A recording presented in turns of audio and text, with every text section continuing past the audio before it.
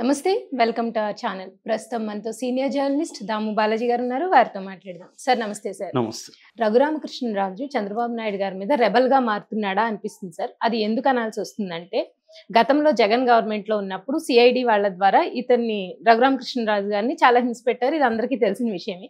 అయితే ఆ కేసు విషయంగా ఇప్పుడు ఈయన అసంతృప్తిగా ఉన్నారు చంద్రబాబు నాయుడు గారి మీద. సో దాని గురించి వివరించండి సార్. రఘురామకృష్ణరాజు ఆయన రెబల్ రాజు అని కూడా పిలుస్తారు, త్రిపులార కూడా అంటారు. సో గతంలో ఆయనకి జగన్కి తలనొప్పిగా మారిపోయాడు, అదేదో అంటారు కదా వేమన పద్యం, చెబులోని జోరిగా చెప్పులోని రాయి ఇంట్లోని ఇంత కాదయ్యా అంటారు. అలాగా ఈయన సొంత పార్టీలో ఉండి జగన్ని విమర్శించడం, అతి దారుణంగా మాట్లాడడం, ఇదే పని చేశాడు. బూతులతో సహా ఆయన అనేక రెచ్చిపోయేవాడు ఆయన.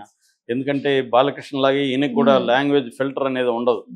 సో అలాగా ఇదైపోయాడు. దాన్ని ఫస్ట్లో భరించలేక జగన్ ఏం చేశాడంటే ఇతన్ని సెడిషన్ యాక్ట్ పెట్టాడు, రాజద్రోహ నేరం. అదొక పనికిమాలిన బ్రిటిష్ కాలం నాటి చట్టము.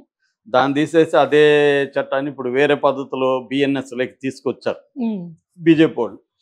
సో ఏదేమైనా ఆ బ్రిటిష్ కాలం నాటి ఆ రాజద్రోహ నేరం చట్టం కింద ఈయన అరెస్ట్ చేయించి సిఐడి వాళ్ళు టార్చర్ చేశారని ఈయన ఆరోపిస్తున్నాడు. వాళ్ళు టార్చర్ చేయలేదంటున్నారు. ఇది ఇప్పుడు మళ్ళీ టార్చర్ చేశారని ఈయన ఆ మధ్య జూన్లో కేసు పెట్టాడు గుంటూరులో.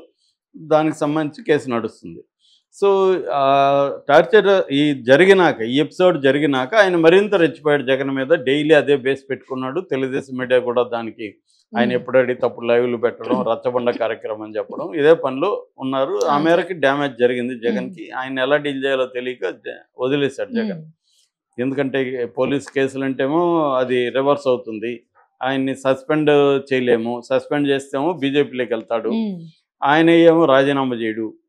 మా పార్టీ మా సీఎం అంటూనే, మా అధ్యక్షుడు అంటూనే సెటైర్లో తిడుతుంటాడు.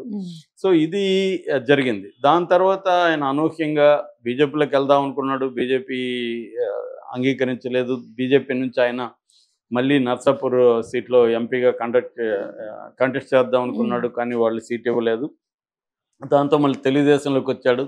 అప్పుడే కూడా తెలుగుదేశం చంద్రబాబు మీద కూడా ఆయన అప్పుడే యాంటీగా కూడా మాట్లాడాడు కొంత. బట్ చంద్రబాబు తన పార్టీకి ఆయన హెల్ప్ చేశాడు. జగన్ ఓడించడంలో ప్రధాన పాత్ర తెలుగుదేశంలో ఏ నాయకుడు చేయనంతగా చేశాడు కాబట్టి చంద్రబాబు ఆయన్ని సముచితంగా ఇది చేయాలనుకున్నాడు. నిజానికి మంత్రి పదవి కూడా ఆశించాడు. ముందు నుంచి కూడా ఆయన స్పీకర్ కూడా ఆశించాడు. నా అభిమానులు స్పీకర్ కోరుకుంటున్నారు అన్నాడు. కానీ ఫైనల్గా ఆయనకి డిప్యూటీ స్పీకర్గా అదే మామూలుగా ఎవరన్నా అంటారు కదా, పెద్దది అడిగితే కనీసం చిన్నదాన్ని ఇస్తారని, అలాగే పెద్దదానికి టార్గెట్ చేస్తే కొద్దిగా చిన్నది వచ్చింది. అయినా కూడా ఆయనకి పర్వాలేదు. మొత్తానికి ఉండిదిల్లో గెలిచాడు, డిప్యూటీ స్పీకర్గా ఉంటున్నాడు.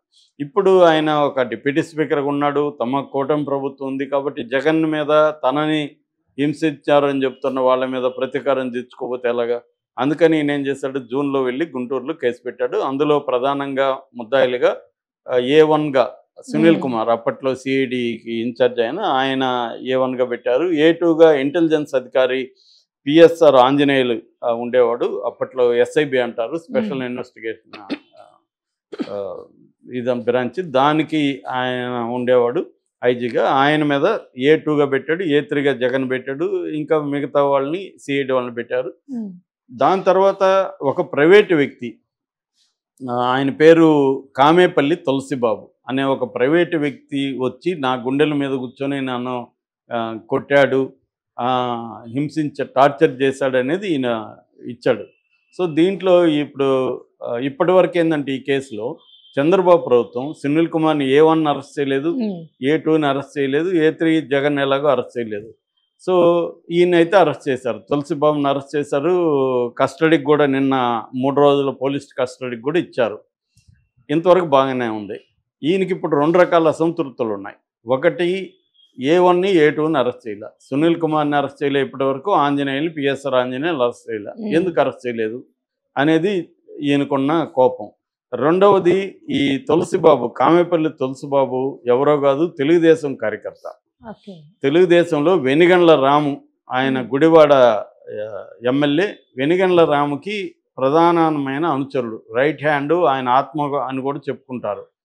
సో అతన్ని ఎందుకు పార్టీలో నుంచి సస్పెండ్ చేయలేదు? అరెస్ట్ చేశారు మంచిదే, కానీ పార్టీలో నుంచి సస్పెండ్ చేయాలి కదా అనేది ఈయనకి అసంతృప్తికి కారణం.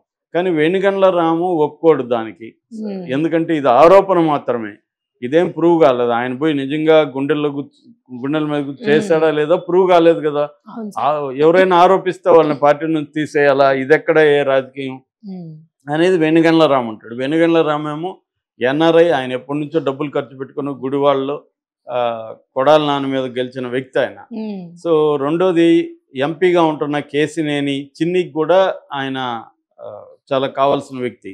ఇలాంటి కాంటెక్స్ట్లో చంద్రబాబు వెనుగండ్ల రాముకి కోపం తెప్పించే విషయంలోకి జోక్యం చేసుకోవాలంటే చంద్రబాబుకి ఇబ్బంది.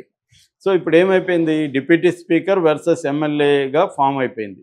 దాంతో ఈయనకి కోపం వచ్చింది. మామూలుగా ఈయన కోపాన్ని దాచుకునే వ్యక్తి కాదు కాబట్టి ఆయన ఏమన్నాడంటే, ఇది ఎందుకు సస్పెండ్ చేయట్లేదో నేను అడగాల్సిన వాళ్ళని అడుగుతాను, ప్రశ్నించాల్సిన వాళ్ళని ప్రశ్నిస్తానని ఒక టీజర్ వదిలాడు.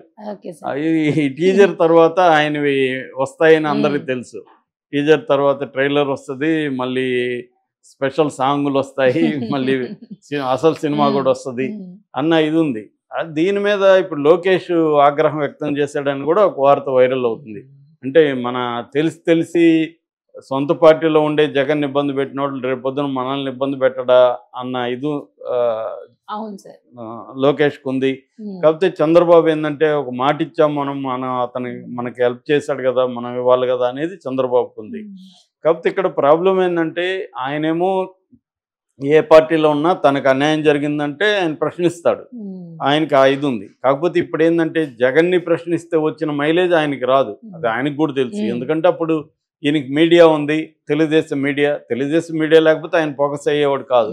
తెలుగుదేశం మీడియా ఉంది కాబట్టి ఎలివేట్ చేస్తూ వచ్చారు కాబట్టి ఆయన మాట్లాడగలిగాడు. ఇప్పుడు ఏం చేస్తారు, ఆయన్ని తొక్కేస్తారు వీళ్ళు. రేపు పొద్దున ఆయన గట్టిగా మాట్లాడారనుకో, ఆ డిప్యూటీ సీఎం స్పీకర్ నుంచి కూడా బయటికి పంపించే అవకాశం ఉంది. ఏదో కథ చెప్తారు, బీసీలకి ఇవ్వాలి, ఎస్సీలకి ఇవ్వాలని. సో ఆయన్ని తీసేస్తారు, మెల్లగా ఆయన్ని నెగ్లెక్ట్ చేస్తారు, మీడియాలో రారు. ఎట్లాగో జగన్ మీడియా ఆయన్ని కవర్ చేయదు. ఇంకా ఏదో మనలాంటి యూట్యూబ్ ఛానల్ చేయాలి, మనం కూడా సెన్సేషన్ ఉంటే కానీ చేయము. అది కూడా 2 రోజులకు వ్యూస్ రాలేదంటే మనం కూడా పక్కన పెడతాం. మనకి ఎవరి మీద ప్రేమ కోపం ఉండదు, వ్యూస్ అనేది మనకి ఇంపార్టెంట్ మనలాంటి ఛానల్కి. సో వ్యూస్ వస్తే ఆ టాపిక్ చేస్తాం, లేకపోతే చెయ్యం. ఇది జనరల్గా ఉండే యూట్యూబ్ కానీ వెబ్సైట్లు కానీ ఉండేది. సో ఆ రకంగా రఘురామకృష్ణరాజు అంత రెబల్గా చంద్రబాబుకి వ్యతిరేకంగా మారుతాడని అయితే నేనైతే అనుకోవట్లేదు. ఒకవేళ మారినా దానివల్ల చంద్రబాబుకి వచ్చే నష్టం పెద్దగా ఉండదు. అంటే జగన్కి వచ్చిన నష్టం స్థాయితో పోల్చుకుంటే చంద్రబాబుకి అది రాదు, ఎందుకంటే పరిస్థితులు మారిపోయినాయి. అప్పుడంటే తెలుగుదేశం మీడియా చాలా బలమైన మీడియా, దాన్ని వాళ్ళు గట్టిగా వాడుకున్నారు. ఇప్పుడు ఆయనకి సొంత మీడియా అనేది రఘురామకృష్ణరావుకి ఏమీ లేదు. ఇటు తెలుగుదేశం కూటమికి వ్యతిరేకంగా ఉన్న మీడియా కూడా ఆయన్ని ఫోకస్ చేయదు. కొద్దిగా చేస్తారు కానీ ఈ స్థాయిలో చేయరు వాళ్ళు. కాబట్టి రఘురామకృష్ణరాజు కూడా ఇవన్నీ తెలుసు కాబట్టి ఆయన ఏదో చిన్న అలకలాగా మాట్లాడగలదు తప్ప రెబల్ రాగా అయ్యి ఉన్న పొజిషన్ ఆయన పోగొట్టుకుంటాడని నేను అనుకోవట్లేదు. ఎందుకంటే లాజికల్ ఎండ్కి తీసుకెళ్ళాడు ఆయన. ఎందుకంటే is also clever business man. 7 రాష్ట్రాల్లో ఆయనకి వ్యాపారాలు ఉన్నాయి, తెలివైన వ్యక్తి. ఆయనకి కాన్సిక్వెన్సెస్ సంబంధం లేకుండా ఆయన మాట్లాడే వ్యక్తి కాదు, కాన్సిక్వెన్సెస్ ఆలోచించి ఆయన మాట్లాడతాడు. అందుకని నేను ప్రశ్నించాల్సిన వాళ్ళని ప్రశ్నిస్తానని ఒక వేగ్గా ఒక స్టేట్మెంట్ ఇచ్చాడు. ప్రశ్నించాల్సింది ఏముంది, చంద్రబాబు లోకేష్ అనుకుంటే అతన్ని పార్టీ నుంచి బయటికి పంపిస్తారు, లేకపోతే పంపించరు. అంటే ఈ కూటమిలో ఇప్పుడు ఏం జరుగుతుందంటే కాంగ్రెస్ కల్చర్ లాగా కూటమిలో ఉండే వాళ్ళే, సొంత పార్టీ వాళ్ళే విమర్శలు మొదలు పెట్టడం. మొన్న కూడా అయ్యన్న పాత్రుడు స్పీకరు, ఆయన కూడా విశాఖపట్నంలో లోకేష్ని డిప్యూటీ సీఎం ఉండద్దా అనేది ప్రజలు నిర్ణయించాలి కానీ మీరు ఎలా అడుగుతారు అనేది అంటున్నాడు. నిజానికి డిప్యూటీ స్పీకర్ని ప్రజలు నిర్ణయించరు, సీఎంని కూడా ప్రజలు నిర్ణయించరు. ప్రజలు